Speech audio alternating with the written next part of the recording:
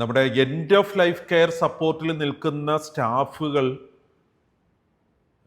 Educated ആയിരിക്കണം, trained ആയിരിക്കണം.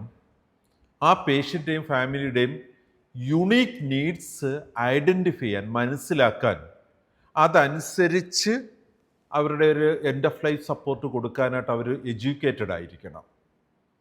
അവരുടെ psychological, emotional, cultural, religious, socio cultural belief ഉണ്ട് അവരുടെ. അതിനെയൊക്കെ പാഷനേറ്റായിട്ട് കാണുന്നതിന്, റെസ്പെക്റ്റ് ചെയ്യുന്നതിന് അവർക്ക് കഴിയണമെങ്കിൽ അത്തരത്തിലുള്ള കാര്യങ്ങളെക്കുറിച്ച് എഡ്യൂക്കേറ്റഡ് ആയിരിക്കണം.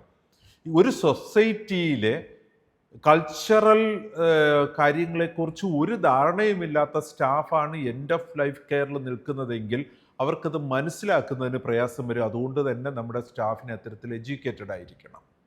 സോ നമ്മുടെ എൻഡ് ഓഫ് ലൈഫ് കെയറിൽ വളരെ ഇമ്പോർട്ടൻ്റ് ആയിട്ടുള്ള ഒരു കാര്യമാണ് COP20D, 4ാമത്തെ commitment objective element. End of life care also addresses the identification of the unique need of such patient and family. അത് ഐഡൻറ്റിഫൈ ചെയ്യണമെന്നാണ് ഈ ഒബ്ജക്റ്റീവ് എലമെൻറ്റ് പറയുന്നത്.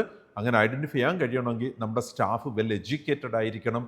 അവരുടെ യുണീക്ക് നീഡിനെ കുറിച്ച്, പേഷ്യൻറ്റിൻ്റെ, ഫാമിലിയുടെ, ആ സൊസൈറ്റി ഡിപ്പെൻഡഡ് ആയിട്ടുള്ള യുണീക്ക് നീഡുകൾ മനസ്സിലാക്കാനുള്ള എഡ്യൂക്കേഷൻ ഉണ്ടായിരിക്കണം. നമുക്ക് വ്യക്തത ഉണ്ടെന്ന് വിശ്വസിക്കുന്നു. ശ്രദ്ധിക്കേണ്ട ഒരു കാര്യമാണ് നമ്മുടെ ഹോസ്പിറ്റലുകൾ. COP, care of patients 20D.